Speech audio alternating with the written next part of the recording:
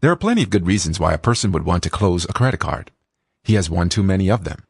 The issuer incurred the interest rate or charged an annual fee. Or even plainly, he got sick and tired of having a credit card. Not having a credit card debt will do wonders on your credit score. There's a correct way to close your credit card account, and you should follow it. If you don't, the card issuer might continue to charge you with fees and penalties, even if you're no longer using the card. You could also become vulnerable to fraud because someone else might use your card details without your knowledge. Of course, these things will have to appear in your report. Anyway, if you've decided to close your credit card for whatever reason, read on to find how you should do it. As we said, there's a phalanx of reasons why people would want to cancel their cards. If you're canceling them just to get things out of your bulky wallet, remember the following. First, your credit score.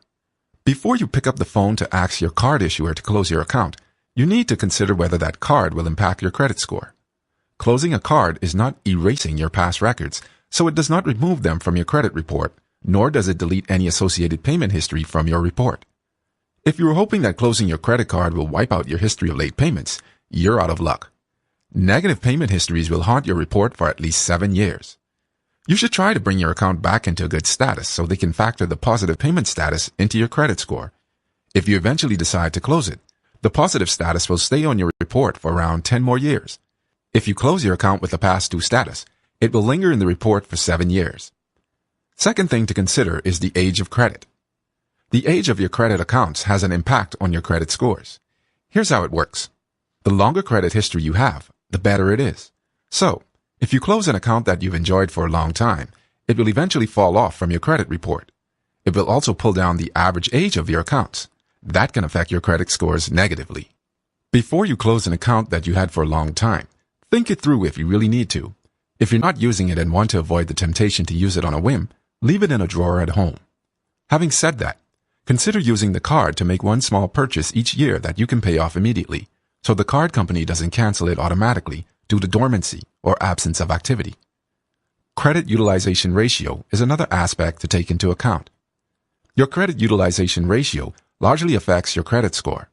The ration is the amount of credit you use on a regular basis taken in relation to the amount of credit available to you.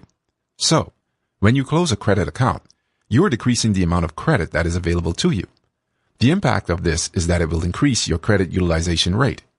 For example, you have a total credit that's available to your cards for a total of $20,000, and you normally spend about $4,000 per month. In this case, your credit utilization ratio is $4,000 to $2,000, or 20%.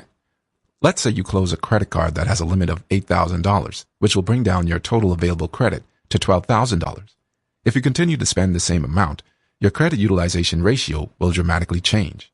So, $4,000 to $12,000, your credit utilization ratio will go up to 33%.